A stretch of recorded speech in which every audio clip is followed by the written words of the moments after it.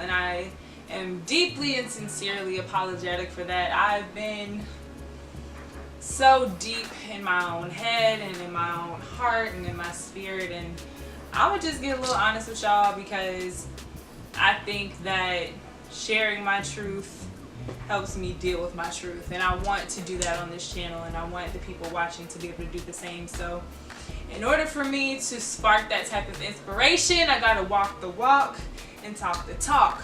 So I graduated in December and expected to have a job by like February, because everything happens quick when you're in school.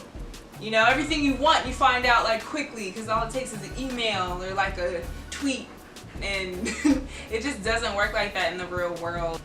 Once you graduate, that bubble, that reality that you live in just pops, and it's terrifying, confusing, and it's heartbreaking, and it's stressful, and you know, life doesn't stop happening when you graduate. Like, you still have bills, you still have things you want to pay for, you still have things you want, you still have goals you desire to reach, but it all seems so far away when you're at the beginning. It's okay. Every time a class graduates, this is the reality that many have to face. Like, not everybody graduates with a job set. They're trying to figure out the same things I'm trying to figure out, only they have a little bit more money in their bank accounts, and some of them still are struggling. Resisting the change, resisting the hardship, resisting the obstacles only make it so much harder for you to move through them. In life, you have to move through everything. You can't go over it, you can't go under it. There's no loophole or shortcut to your abundance.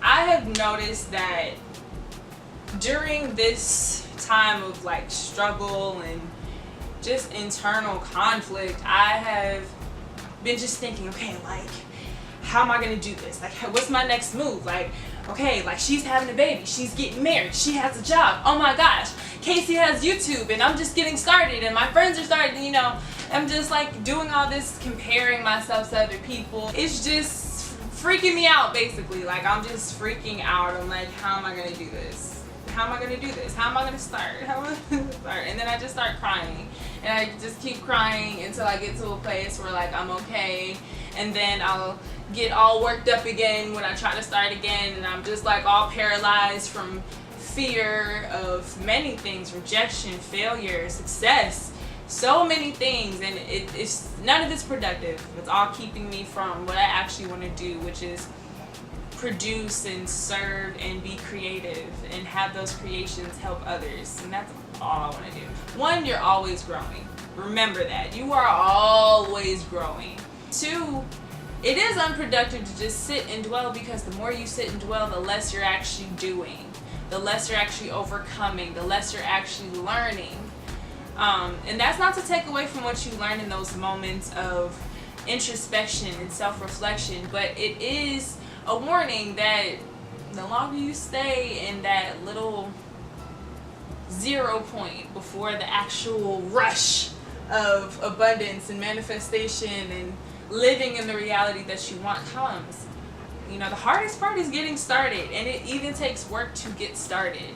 Let go of the frustration of it all. Learn to accept that yes, it's going to be frustrating, yes, it's going to be confusing, no, you don't know what you're doing, and guess what, that's the best part about it, because you have all this room to learn and grow. And that is the real goal. That is the real thing that we're all looking for. We want to see that we're growing, we want to see that we're learning, and that is so hard to do when you're purposely focusing on what you're not doing, how you're not growing, how you're stunted, how you feel idle, how you feel like you're not doing anything, when in reality, like, this time where you feel like you're not doing anything, you're learning the most about yourself. Stop comparing yourself to people, because you're not other people. You cannot be anybody else, so let that go.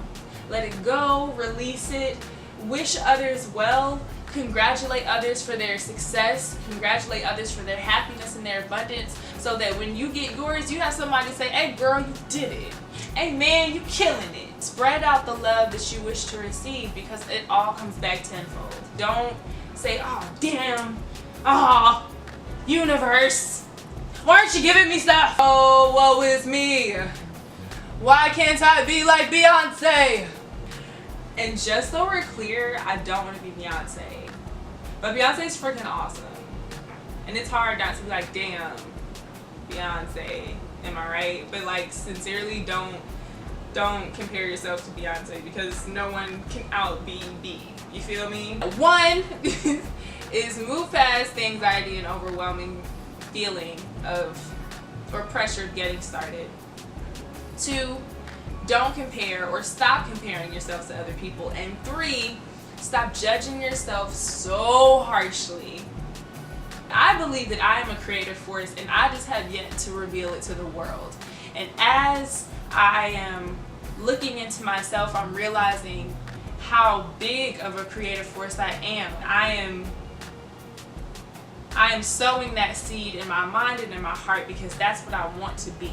I want to be seen as a creative force. I want to be respected as a creative force. And I know that with the tools that I have, I can become that. We gotta look at our talents as like realistic parts of who we are. Yes, you can wait for your opportunities. It's okay. Wait and be patient, because everything is about timing. You can't be lazy and just not go do anything.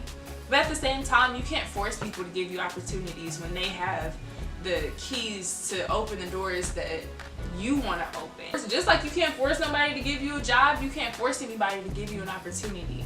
But with very specific timing, with an understanding of your relationship with the people that you're trying to work with, and with your preparation, all of those things can come to you. And the value of patience, the value of being still, the value of going through internal struggle to figure out what it is that's wrong, or what it is inside yourself that is convincing you that you are unable to go for what it is you want. Whatever it is inside of you that's convincing you that you are not worth the opportunities, the life, the abundance that you want. Because we all are. We're all worth it. We are all destined for it, if we say so. Be looking for what it is you want to do. Looking for opportunities that will grant you the access and the opportunities to the things that you want to do. So once we make the decision and we put a consistent amount of time into searching, then we have to just start doing it.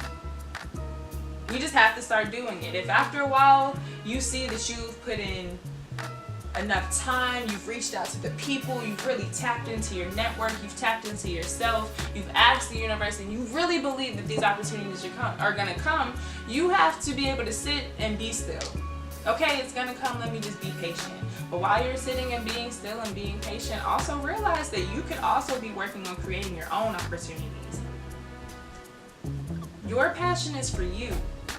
Your abundance, your manifestation, your love, your work, your desire to make things better is all for you. Like, comment, subscribe.